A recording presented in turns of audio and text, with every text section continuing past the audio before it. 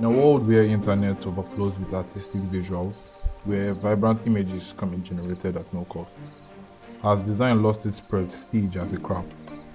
My journey is proof that design is more than just function and aesthetics. Design is philosophy, psychology, a story, an experience.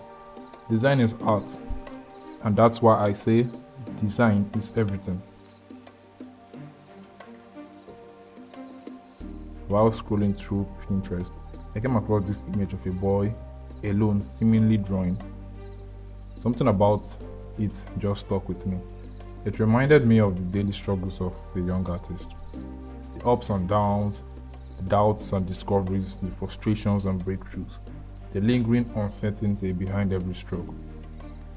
The journey of a growing artist is more than just learning art. The growing artist is someone who grows through art. I thought, why not make an artwork about this? This is actually one of the few times I'm creating art to express my thoughts. Most of the times I'm doing art studies, fan art, or just making art for art's sake. To articulate this better, I decided to write a poem. Poetry has a way of condensing complex emotions into something tangible. It helps capture feelings and stories in ways one can easily recall.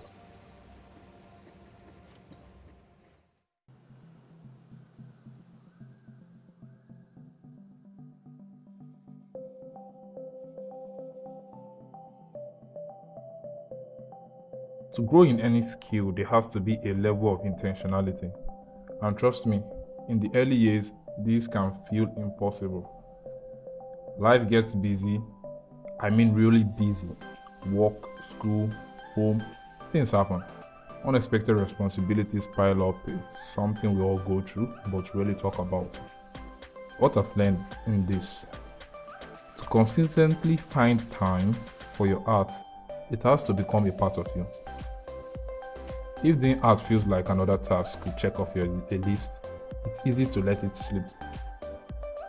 But when it becomes a habit,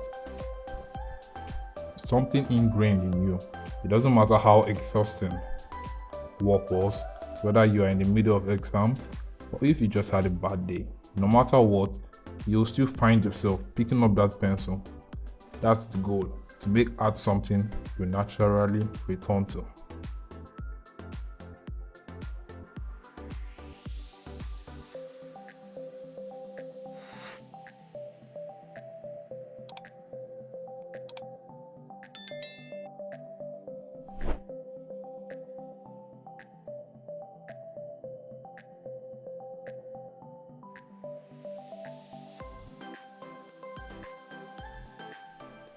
For me, the environment matters too. Creativity thrives in the right space. I like being somewhere quiet and calm. It could be indoors, a cozy corner of a room, or outside on the front porch, in a garden, or at a park. I gravitate towards open spaces with a touch of nature. There's something therapeutic about it. It clears my mind, sharpens my focus, and makes the whole process feel more immersive. Music helps too. If you have a playlist that keeps you in the zone, use it. If you don't, experiment. Find what works for you. My choice of music shifts between alternative, lo-fi, and pure instrumentals. Depending on that day, different music could actually put me in the mood.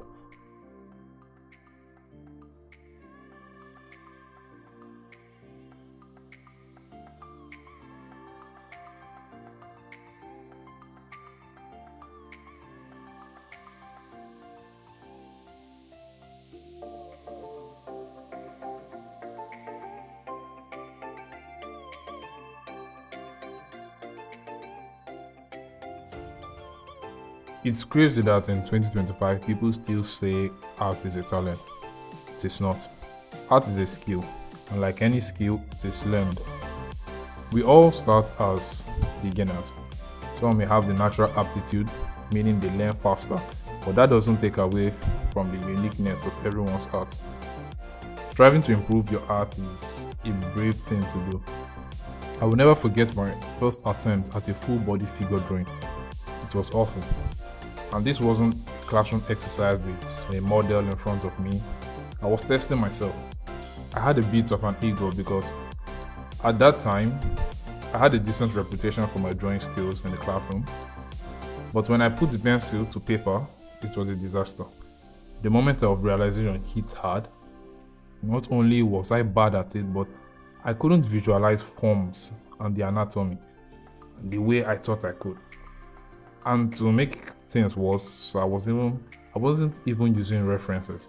That was before I started taking art seriously, before I knew about the processes, structures, the learning methods. That day I closed my sketchbook and I didn't touch it for about 4 months. Fast forward to 5 years, I can now do simple figure drawings without references.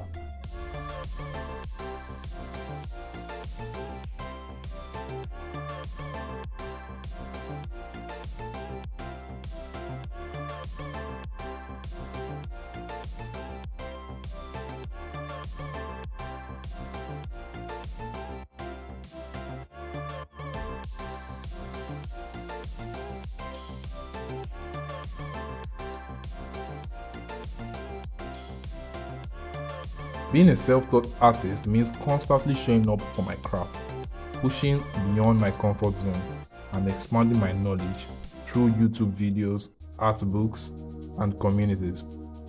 It's about breaking down art styles and theories, picking up the pencil, and trying again, and again, and again. It hurts until it doesn't hurt anymore. That is when it becomes a part of you. You have to believe in yourself.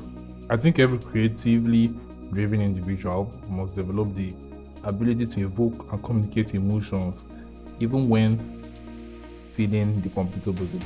It's a necessary skill, one that allows us to channel experiences beyond our immediate state of mind. The reasoning is, how can you give what you do not have? How can you explain what you do not understand? How can you evoke what you do not feel? It's like photographers capturing memories through a lens. To truly preserve a moment, they must go beyond what they see, understand the right angles, the light, the framing, the atmosphere. They must capture not just the subject, but the story within it. This ability to see beyond the obvious is what elevates creativity from skill to artistry.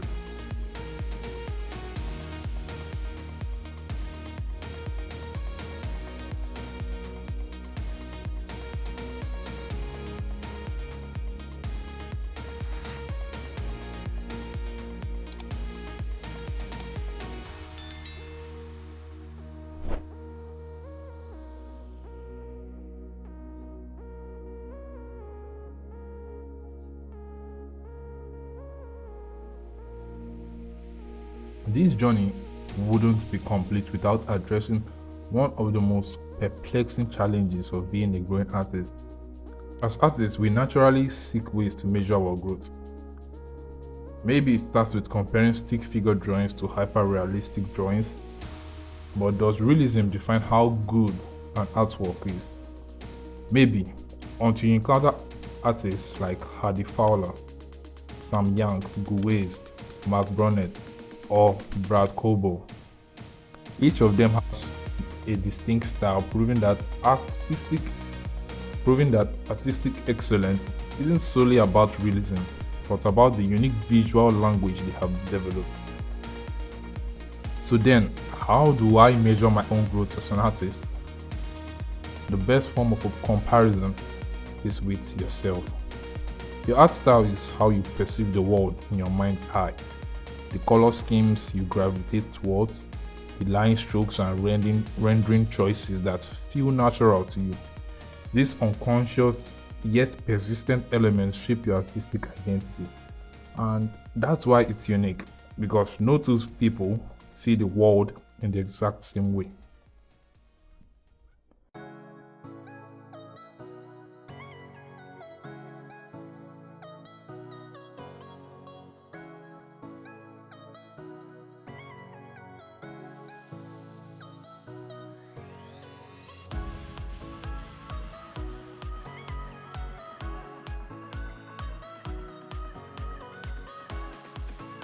As a young artist, chances are your mental visualization isn't fully developed. That's the first challenge. The second is being able to articulate those mental images through art, whether with or without references. I still struggle with this outside of my structured art studies, especially in personal projects. The final results never quite match what I imagined. Sometimes I'm not even sure what I wanted to picture. For a long time, I struggled with a deep-seated fear, what I can only describe as a form of art phobia. I was afraid that no matter how hard I tried, I would never be able to accurately communicate my imagination through art. It was a terrifying thought. The way I overcame this fear was by focusing on small, controlled steps. I started practicing with simple references, making slight alterations until I could no longer deny that I was improving. Slowly but surely, I began to see that I was getting better at translating my imagination onto the paper. Art is not about creating flawless work. It's about expressing something real, something that resonates, and the only person you need to compete with is the artist you were yesterday.